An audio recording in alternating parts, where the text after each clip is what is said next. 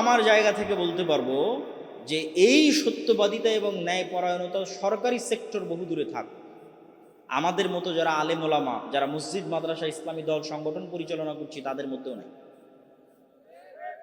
এই জন্য আল্লাহ আমাদের দিয়ে রাষ্ট্রে বিজয় দান করবেন না। কেন? আলাইহিস সালাম সমগ্র পৃথিবী বিজয় করবে, তো সমগ্র পৃথিবী বিজয় করে তিনি হবেন হাকামান মুকসিতা, ন্যায় বিচার প্রতিষ্ঠাকারী শাসক। তো ইসলাম রাষ্ট্রে যাবে, তার ব্র্যান্ডিং হচ্ছে ন্যায় বিচার। তো আমি মসজিদের সভাপতি, মাদ্রাসার প্রিন্সিপাল, ইসলামী দল সংগঠনের আমির, আমি আমার দলে ন্যায় প্রতিষ্ঠা করতে পারিনি। যে কর্মী বেশি কাজ করেছে ওকে বাদ দিয়ে যেই কর্মী চামচামি করেছে ওকে পদ দিয়েছে।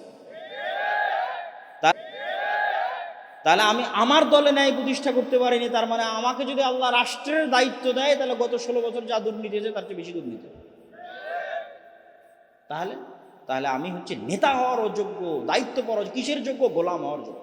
সাধারণ জনগণ, এমন কত সাধারণ জনগণ নিবেন যে হজ করেছে, ওমরা করেছে, সালাত আদায় করে, লম্বা দাড়ি, মাথায় সিজদা দিয়ে কড়া ফেলে দিয়েছে, কিন্তু তার নিজের বোনকে বাপের সম্পত্তিতে ন্যায়ের সাথে অংশ বুঝিয়ে দেয়। ন্যায়ের সাথে অংশ বুঝিয়ে দেওয়া মানে যেই জায়গায় আবাদ কম হয়, যেই জায়গা পানিতে ডুবে থাকে, রাস্তা থেকে দূরে উঠে দিয়েছে বোনকে, আর যেটা ভালো ফরওয়ার্ড জমি সেটা দিয়েছে নিজে। তাহলে এটা তো ন্যায় প্রতিষ্ঠা হলো না। তাহলে যে তার পরিবারে ন্যায় প্রতিষ্ঠা করতে পারলো না, তাকে যদি আল্লাহ রাষ্ট্রের দায়িত্ব দেয়, তাহলে ও গত 16 বছরের চেয়ে বেশি দুর্নীতি করবে না? বেশি দুর্নীতি করবে। তাহলে এই স্বভাবটা কার? গোলামের স্বভাব, নেতার স্বভাব নয়। নেতা কখনো মিথ্যা বলা জানে না, নেতা কখনো দুর্নীতি করা জানে না, সত্যবাদী ন্যায়পরায়ণ। আবু সুফিয়ান কাফের হতে পারে, কাফেরদের সর্দার হতে পারে, বদর, উহুদ, খন্দকের যুদ্ধে আল্লাহর নবীর বিরুদ্ধে যুদ্ধে নেতৃত্ব দিতে পারে, কিন্তু আবু সুফিয়ান বাই বর্ন, জন্মগত লিডার।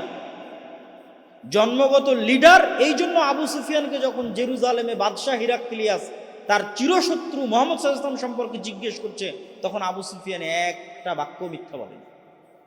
তখন মিথ্যা বলা তো জানেই না, কেন? Is a by born leader, জন্মগত নেতা, তো কেমনে মিথ্যা বলে?